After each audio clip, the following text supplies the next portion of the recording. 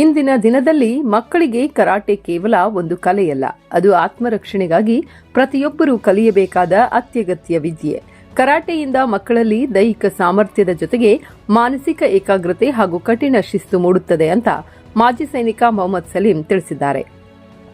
ಅವರು ಇಂದು ದೇವಸೂಗೂರಿನ ಶ್ರೀ ಸೂಗೂರೇಶ್ವರ ಕರಾಟೆ ಸಂಸ್ಥೆ ವಿದ್ಯಾರ್ಥಿಗಳ ಕೌಶಲ್ಯ ಮತ್ತು ಪ್ರಗತಿಯನ್ನು ಗುರುತಿಸುವ ಪ್ರಮುಖ ಬೆಲ್ಟ್ ಪರೀಕ್ಷೆಯ ಫಲಿತಾಂಶ ಹಾಗೂ ವಿವಿಧ ಬಣ್ಣಗಳ ಬೆಲ್ಟ್ ವಿತರಣಾ ಸಮಾರಂಭವನ್ನು ಉದ್ಘಾಟಿಸಿ ಮಾತನಾಡಿದರು. ವಿದ್ಯಾರ್ಥಿಗಳು ಕಳೆದ ಹಲವು ತಿಂಗಳುಗಳಿಂದ ಪಟ್ಟಶ್ರಮ ಮತ್ತು ನಿಯಮಿತ ಅಭ್ಯಾಸದ ಫಲವಾಗಿ ಇಂದು ಮುಂದಿನ ಹಂತದ ಬೆಲ್ಟ್ಗಳನ್ನು ಪಡೆದುಕೊಂಡಿದ್ದಾರೆ. ಬಿಳಿ ಬೆಲ್ಟ್ನಿಂದ ಆರಂಭಿಸಿ ಅತ್ಯುನ್ನತ ಕಪ್ಪು ಬೆಲ್ಟ್ ಧರಿಸುವವರೆಗೂ ವಿದ್ಯಾರ್ಥಿಗಳು ಇದೇ ರೀತಿಯ ಶಿಸ್ತು ಮತ್ತು ಬದ್ಧತೆಯನ್ನು ಕಾಪಾಡಿಕೊಳ್ಳಬೇಕು ಅಂತ ವಿದ್ಯಾರ್ಥಿಗಳಿಗೆ ಹುರಿದುಂಬಿಸಿದರು.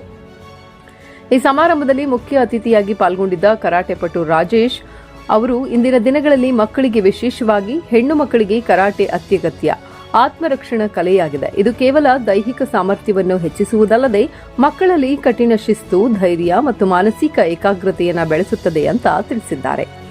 ಶ್ರೀ ಸೂಗೂರೇಶ್ವರ ಕರಾಟೆ ಸಂಸ್ಥೆ ತರಬೇತಿ ಕೇಂದ್ರದ ಮುಖ್ಯ ಕರಾಟೆ ಶಿಕ್ಷಕರಾದ ಸುಗಪ್ಪ ಮಾತನಾಡಿ, ವಿದ್ಯಾರ್ಥಿಗಳು ನಿರಂತರ ಅಭ್ಯಾಸ ಮತ್ತು ಬದ್ಧತೆಯಿಂದ ಮುಂದಿನ ಹಂತದ ಬೆಲ್ಟ್ಗಳನ್ನು ಮುಡಿಗೇರಿಸಿಕೊಂಡಿದ್ದಾರೆ.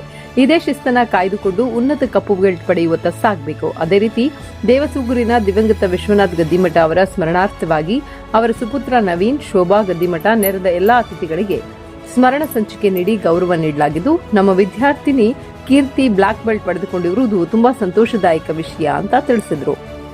ನಂತರ ಕರಾಟೆ ತರಬೇತಿಯಲ್ಲಿ ಅತ್ಯುತ್ತಮ ಪ್ರದರ್ಶನ ನೀಡಿದ ವಿದ್ಯಾರ್ಥಿಗಳಿಗೆ ಅವರವರ ಹಂತಗಳಿಗೆ ಅನುಗುಣವಾಗಿ ಬಿಳಿ, ಹಳದಿ, ಹಸಿರು, ನೀಲಿ ಹಾಗೂ ಕಂದು ಬಣ್ಣದ ಬೆಲ್ಟ್ಗಳು ಮತ್ತು ಪ್ರಮಾಣ ಪತ್ರವನ್ನು ವಿತರಿಸಿ ಗೌರವಿಸಲಾಯಿತು.